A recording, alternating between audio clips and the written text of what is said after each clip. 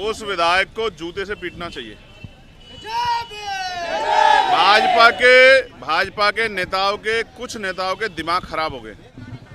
उत्तर प्रदेश में जिस तरह के हालात चल रहे हैं, उसमें जिस तरह से अखबार पढ़ने पे तमाम महिलाओं के साथ हत्याएं, रेप, चोरी, डकैती, भ्रष्टाचार की खबरें आ रही है, ये उत्तर प्रदेश की कानून व्यवस्था और जो गरीबों, कमजोरों, किसानों की दमन की राजनीति चल रही है, ये उसका सच है।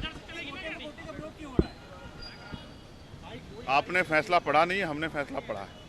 हम ये चाहते हैं कि हम भाइयों की एकजुटता बनी रहे और उस एकजुटता के लिए अब हमने प्रयास किया है कि बहुत जल्द हम शेड्यूल कास्ट की सभी जातियों के लोगों के प्रतिनिधित्व को बिठा के उनसे वार्ता करेंगे।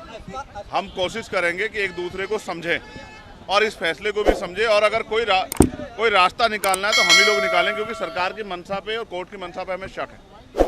आज तक सुप्रीम कोर्ट ने कोई भी फैसला शेड्यूल कास्ट, शेड्यूल ट्राइब के हितों के लिए नहीं दिया, उनकी रक्षा के लिए नहीं दिया। उनके सारे फैसले आरक्षण पे हमले के जैसे होते हैं। हम इसलिए उनसे उनके फैसले, उनकी मंशा पे, उनकी नीयत पे शक कर रहे हैं।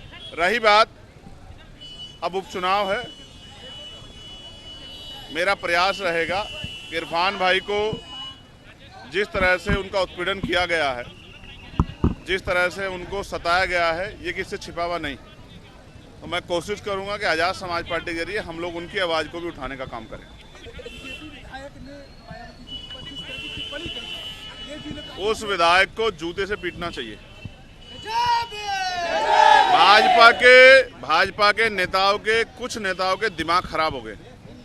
वो हैसियत से ज़्यादा बोलने लगे और कभी कभी वो अपने नेताओं को खुश करने के चक्कर में ये भी भूल जाते हैं कि इसके परिणाम क्या हो सकते हैं।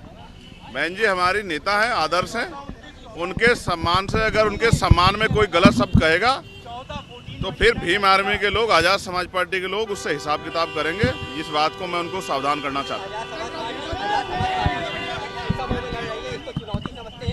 नहीं, कोई चुनौती नहीं। आज़ाद समाज पार्टी के लोग मेहनत कर रहे हैं, जनता उनके साथ खड़ी है। यस, उस पर पार्टी अपनी तैयारी कर रही है और पार्टी का स्टेट का जो ऑर्डर होगा हम लोग उसको फॉलो करेंगे।